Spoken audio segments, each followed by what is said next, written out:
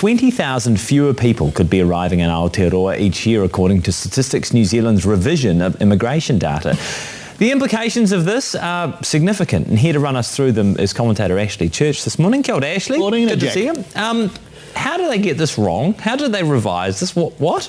Oh, look, it's really interesting. So the numbers themselves are actually really important. And if you're going into the 2017 election, you'll remember that immigration, along with child poverty and probably housing, were the three big issues. And so in mid-2017, Stats New Zealand came out with a figure that said that there were 72,400 people that had come into the country in the previous year. That was a record. That was the highest that those numbers had ever been.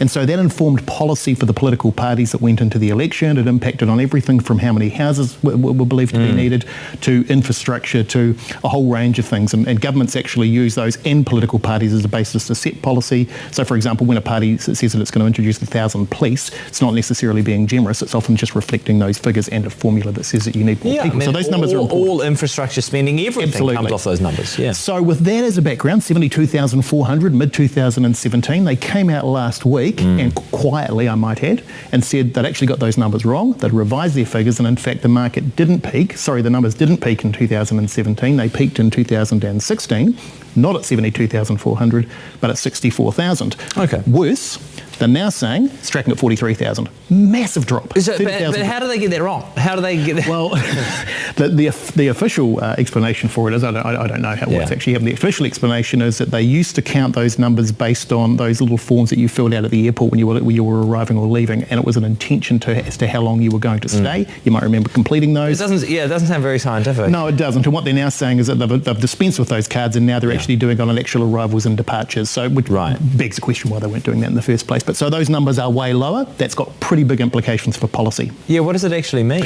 Well, going forward, there are a range of things. So, for example, some of the decisions that were made in the last budget were based on numbers not just of existing migrants, but also projections of migration over the next few years.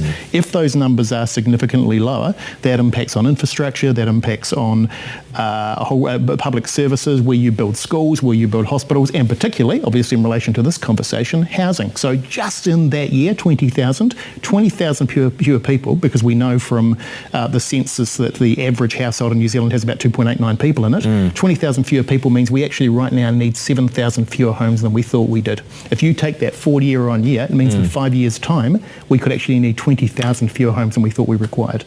Which is significant. It's a very, very big number. It might come as good news for a government that's struggling to meet its initial Kiwi Bill target. That's true, but it's the wrong way to achieve the target. Yeah. I mean, how is this likely to impact housing policy from here on out? Well, if the government's smart, it's actually an opportunity. It's an opportunity to sit down and look at not just housing policy, but look at policy across the board and actually revise those figures in the wake of it. Because to be fair, it's not the government's fault. It's the fault of a department. So there is an opportunity to use this in the right way.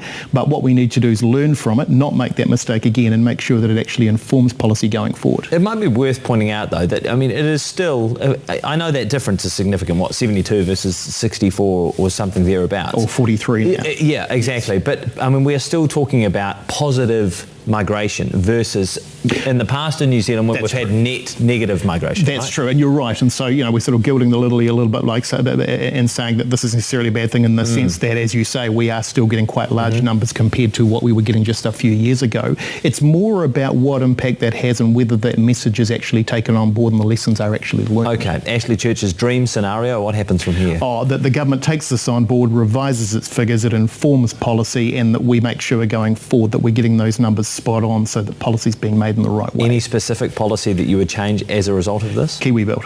Right. Obviously, it's going to be impacted by these numbers. Yeah. Okay. Thank you very much for your time, as always. Really appreciate it, Ashley Church.